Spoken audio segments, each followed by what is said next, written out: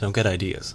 Oh, greets there, bud. Listener like you here again to talk about another book. Today I'm going to be blarding about The Starless Sea by Erin Morgenstern, published in 2019, and held on to yours truly past the library's due date for a few weeks as a sort of a backward, self-imposed impetus to try to shoot this video faster. Spoilers, it didn't work. In this story, Zachary Ezra Rollins, storytelling via video games MFA of some sort, finds a chapter in a mysterious library book that perfectly describes a moment from his childhood. And so the son of the fortune teller, his mum's a fortune teller, does not find his way to the Starless Sea. Not yet. That was the wrong page, but you couldn't tell. Having never shared the moment with anybody, Zachary is understandably perturbed and starts to obsess his way through a series of meager clues that leads him all the way to a party in the Big Applesauce, and then to an underground, cavernous, ancient haven of stories and books called the Harbor. Wondrous as this place is, lined with bees, keys, and other motifs, it also has a bit of an abandoned husk vibe to it. It's very much not the same place that Zachary's been reading about in aforementioned mysterious library book. And so the son of the fortune teller just sort of hangs out, and at nearly 500 pages I can tell you that the first 50 were quite intriguing, the last 100 also very good, the middle 350, if that's math, were pretty, but also pretty level, and perhaps not the best at holding one's attention after a long day of assistant directing for random unsolicited example. I'm aware this isn't the best endorsement for the book, but let's just get into it, shall we? So the book itself, oh god. The book itself, the real actual book, not the book inside the book, which is actually called Sweet Sorrows, or at least the first one is, there's a few. The Starless Sea, the book, not the sea, oscillates on a per chapter basis between Zachary Ezra Rollins' perspective and the chapters of various books he finds throughout the story. There are also entries on histories of the harbor and the Starless Sea, the sea, not the book, and lives of other characters in the book. The real book in which they exist, not any other kind of meta-framing device. They don't pull that shit twice. It all feels very interconnected. Morgenstern writes in a very dense and meditative style that can do such fun things like compressing time into a short passage without making it feel glossed over. Admittedly, this can get slow at certain points and the prose can feel a little purple. And I know I've come for overwritten prose before. Basically, this book could have been half the length. A lot of the fundamental ideas were interesting, they just weren't worth the time they took. But there's a difference between overstating something that's obvious and redundant and stating that same thing in an insightful or interesting way. In my experience with creative writing classes, we were often encouraged to write things in ways we'd never seen done before, avoid cliches and common expressions in exchange for well-chosen words that are meant to imbue the sentences with as much meaning and clarity as possible.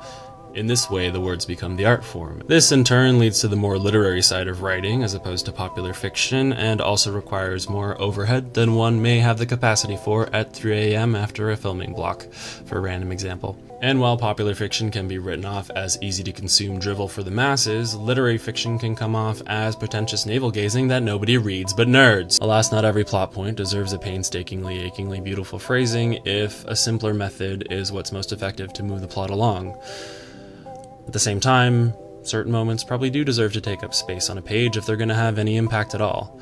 What's important is to be intentional with these things as you go through your various revisions, because words cost money to print on paper. He said, holding 496 pages of evidence maybe. When I did manage to rally the attention span to actually take in the words of a given page of The Starless Sea, methinks mayhaps the book was not the problem in this case, madre. It was in fact quite an enjoyable process. The problem that emerged as I broke the 3-digit page mark was that while the writing explores things in an interesting way, that's kind of all it did. The variously juggled sections of this book all acted like a complex frame to a story without much story to frame. But this far into the book, I gotta ask, where are we going? What are we setting up for? Is this gonna pay off, or is this just a polished notebook of ideas? Is it deep or just shiny? Pick a lane. At this point, there wasn't enough substance in the story to merit the amount of time it had taken for us to get there. And I've said that before. For all I knew about the harbor and the 3 paths, I didn't really have a clear idea of what Zachary Ezra Rollins himself wanted. Other than probably smooches with Dorian, which A, who wouldn't, B, we'll get to that. But even though the writing itself was a little thick and sweet at times, there was enough interesting material in this universe to keep my brain speculating and piecing together what few maybes might be coming next. Which brings me to the treasure hunt. This is a principle that I think about a lot in my reading and writing, and after a cursory web search turning up zilch, I'm pretty sure I can credit my first year screenwriting prof for planting the idea in my head. In his 2005 book, The Way of the Screenwriter, the late but still wonderful Amnon Buchbinder compares a guided tour of a museum to a treasure hunt. In the tour, he says, art is effectively immersed in formaldehyde. It's taken out of context, frozen in time, cordoned off behind an impassable velvet rope. We can't touch it, Dad. It's behind a velvet rope. A velvet rope. The viewer is reduced to a mere receptacle of information. It's a passive, single-layered, one-way experience. A treasure hunt is the opposite. The guided tour tells its users that the world it presents is indifferent to their presence, and would exist unchanged whether or not they were there. The treasure hunt tells its contestants that the world is counting on their intervention, and that there are great rewards for doing so. You can't go this far and then not go further.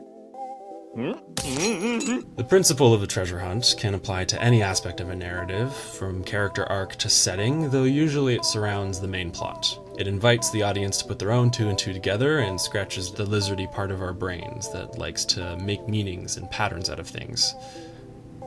That might be the monkey part, actually.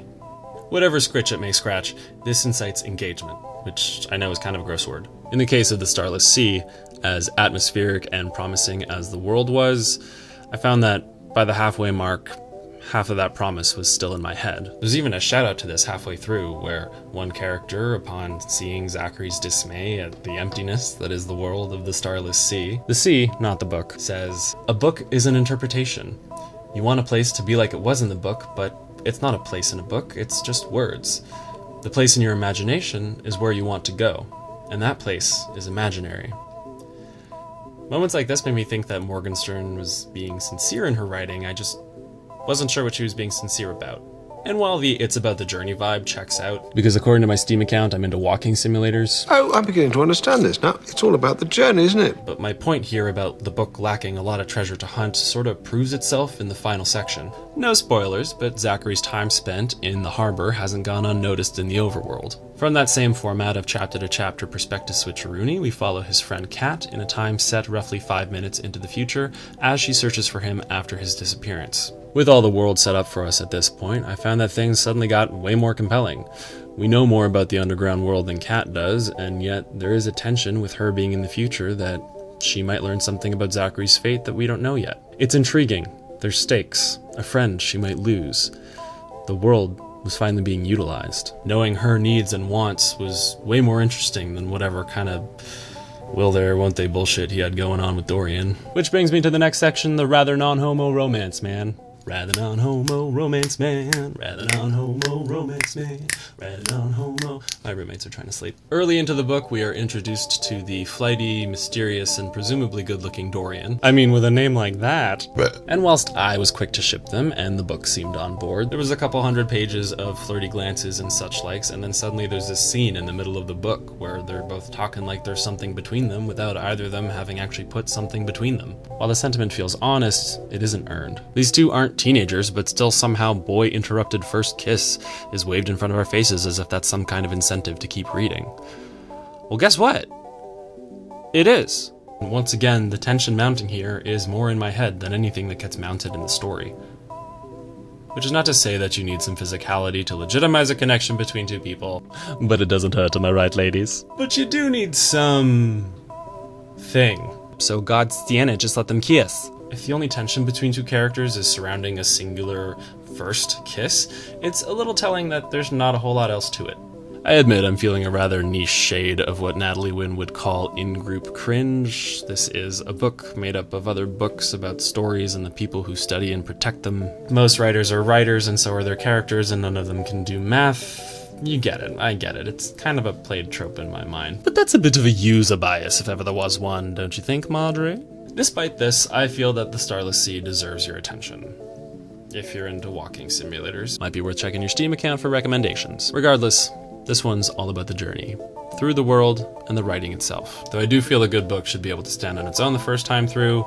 From everything I've gathered, I feel like repeated viewings is kind of how the Starless Sea wants to exist. No story ever truly ends as long as it is told. Absolutely not the right page. Either way, I give it 3 intriguing twists of phrase that I wish I could remember per chapter. It's an interesting ride, and I definitely set sail again. I just don't know when. Oh, and the author gets bonus nerd points. I was watching this interview, and 30 seconds in, I clocked that she was wearing an amulet of Mara, which some of you dorks may recognize from Skyrim. Am I proud or ashamed and spend too much time on the computer? Either way, one of us, one of us, one of us, one of us. And the rest of you, what did you think? If you thought, did I scare you off? Have I intrigued you? Do you have any urban fantasy recommendations, ideally ones that have been published in the last 5 years? Hit me up in the place of comments. Otherwise, see you soonish. Keep safe, and I hope you find something you like out there in the noise. I'm gonna go return this book. Bye.